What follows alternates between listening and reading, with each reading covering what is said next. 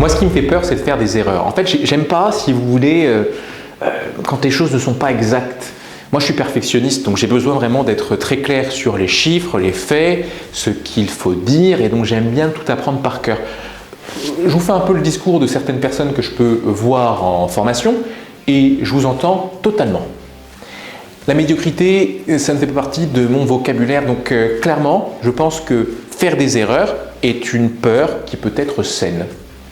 Mais je pense aussi qu'elle peut devenir malsaine dès lors qu'elle crée une espèce de névrose, que tout peut être objet à être mieux fait, que l'erreur est omniprésente et donc il faut y faire très attention.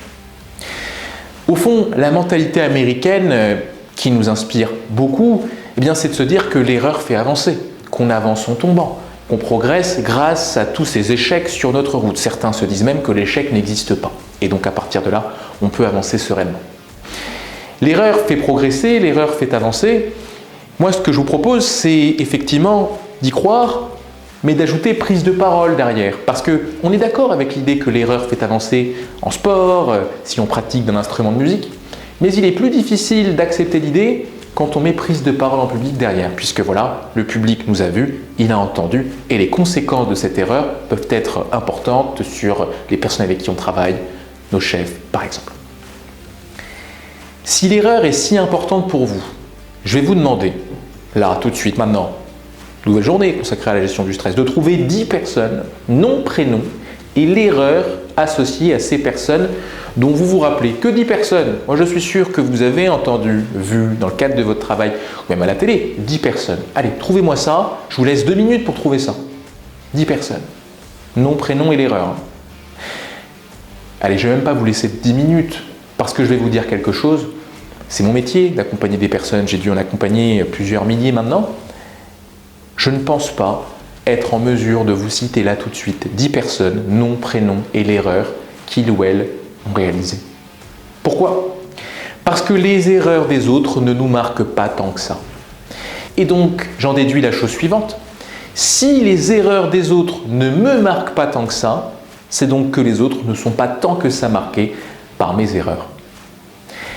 Il est important d'avoir ça à l'esprit parce que se rappeler que mes erreurs me marquent moi, surtout moi et pas tant les autres, eh bien c'est une belle façon de mettre de la distance avec la peur de l'erreur.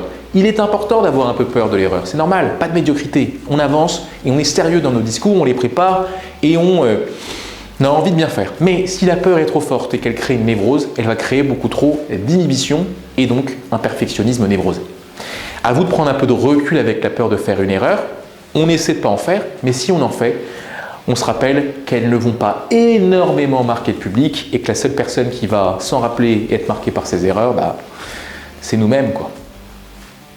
Les erreurs des autres ne me marquent pas. Ça, je veux que vous l'imprimiez, que vous le répétiez pour cette nouvelle journée consacrée à la gestion du stress dans vos prises de parole. La peur de l'erreur est saine. Lorsqu'elle est trop forte, elle est malsaine parce qu'on imagine que le public va énormément parler, énormément discuter de ce qu'on a mal fait. Non. C'est nous qui allons nous en rappeler et par effet télépathe, imaginez que le public s'en rappelle aussi. Quand je vais voir Fabrice qui m'a écouté parler et que je vais lui demander ce qu'il en a pensé, il va me dire c'était bien.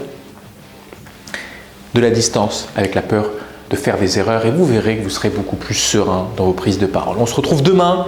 Demain, on continue ce travail de restructuration mentale. On tient le bon bout, on ne lâche pas. Je veux faire de vous des orateurs à l'aise en toutes circonstances. On avance et on continue. À demain.